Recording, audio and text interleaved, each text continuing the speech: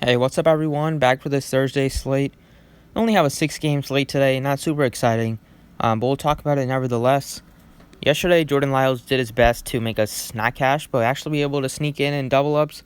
The 128 thanks to the bats, Cruz, Gonzalez, Didi, Justin Turner. They all made up for the Lyles' terrible performance, and Syndergaard also wasn't great. So today, looking to cash on FanDuel and DraftKings. Let's jump right into it. You can drop a like and subscribe down below. Starting off at pitcher, there are two pitchers I'm looking at, Giolito and Berrios at the top. I think Berrios is a better option given his matchup. The White Sox lineup is just very, very ugly if you look at it from top to bottom. Lots of strikeouts in it. You get guys like A.J. Reed, Yolmer Sanchez, Ryan Goins, who somehow has some power, but that's not going to last long. I think Berrios can just cruise through this lineup. He can have like a 7-8 inning shutout, like 7-8 scoreless innings. ERA is great. His strikeout rate isn't as good as it was last season, but it's still decent. Doesn't walk a ton either. Just feel like he can have a very good and safe game. 25 to 30 DraftKings points. That's what I'm looking at out of him in this matchup. I'll be kind of disappointed if he doesn't get to at least 20. I'll be very disappointed if he doesn't get 20. I think there's a great chance that he will have a very good game here. And he's at a decent price tag at 10-6. And my second pitcher, it's going to be there's not a ton of down here as SP2 options. You got Plutko, who I'll definitely be considering. Then maybe you could go with like LeBlanc. And then down here, nobody really sticks out except maybe Guardo, but that's really scary.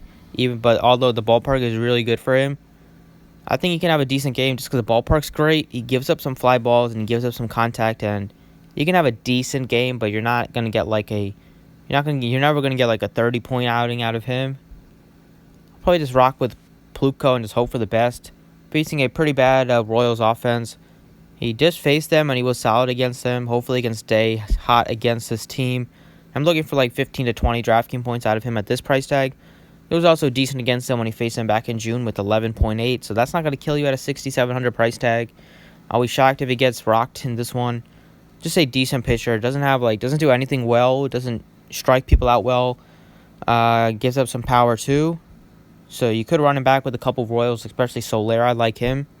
But I think Plutko, given the lack of SP2 options, makes for a good option in cash at least. So today for stacks, I'm looking at two teams, primarily the Indians and the Angels. The Angels are my favorite.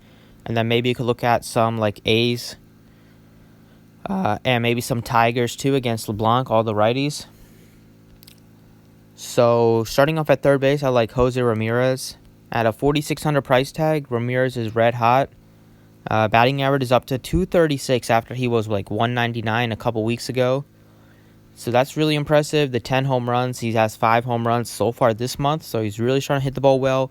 He continues to steal bases at a great rate. 22 stolen bases on the season. And the Indians will steal whether it's a lefty or righty on the mound. So that's great to see. And Ramirez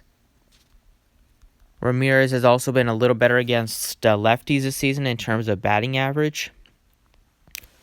And he's just been so good in the month of July, I'll show you.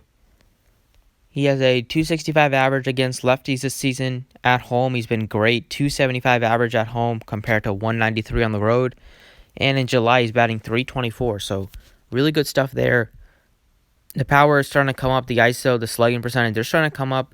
But he still doesn't strike out. Only a 6% strikeout rate against lefties. So he'll be able to put the ball in play. And if he can get on base, I think he can take a chance and steal a base or two. As this season he does have 7 stolen bases against lefties. And he hasn't even been caught once. So although he doesn't look like a speed burner, he is very effective at stealing bases. So I like him a lot at third base. And then I'll go with his teammate, Lindor. Another guy that will also steal a bag if he has to.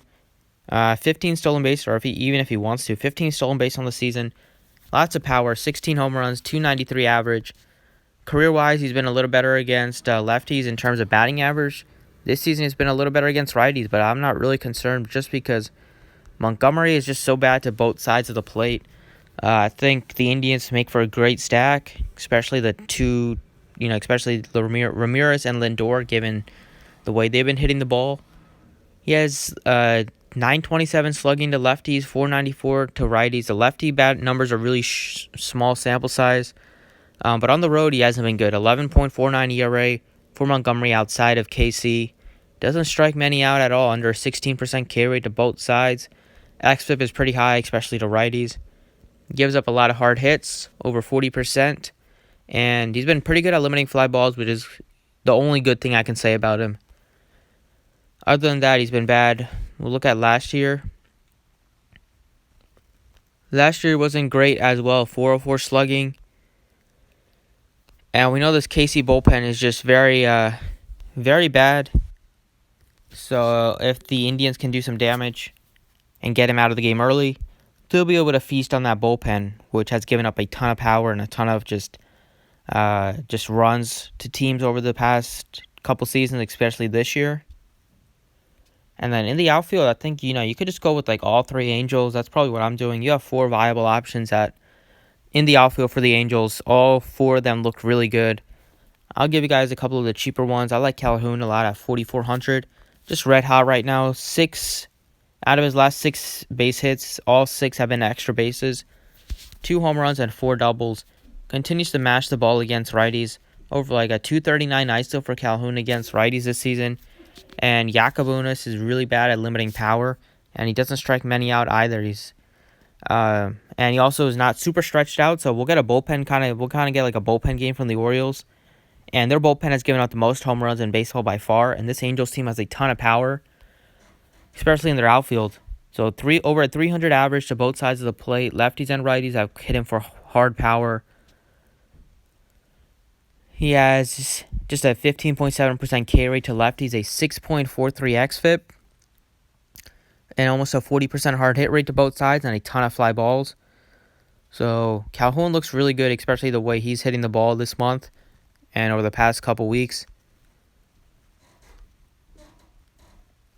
So this season against righties, he has a 251 average with a 239 ISO. He has a 44% hard hit rate and a 37% fly ball rate. And in the month of July, he has 6 home runs in just 17 games with a 323 average. So Calhoun's hot right now. He's a really streaky hitter. And just want to ride him, especially in this price tag. And then I like Justin Upton a lot at just 4,000. Really nice price tag for Upton. Like I said many times, every time that I've recommended Upton, he's a lot better against right-handed pitching than left-handed pitching. It's been that way this season. It's been that way last year as well.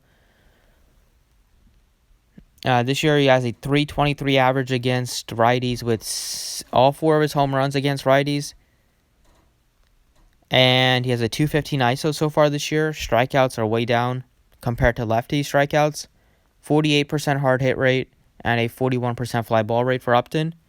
And last season, he has 25 of his 30 home runs last year. Came against righties, and he had a much better batting average, like 277. So I love the Angels, and I love the Indians. I think those are my, if you can do a full lineup stacking those teams, I'll definitely be looking at that, especially in cash. That's what I got. Thanks for watching. I appreciate it. You can like the video if you enjoyed, and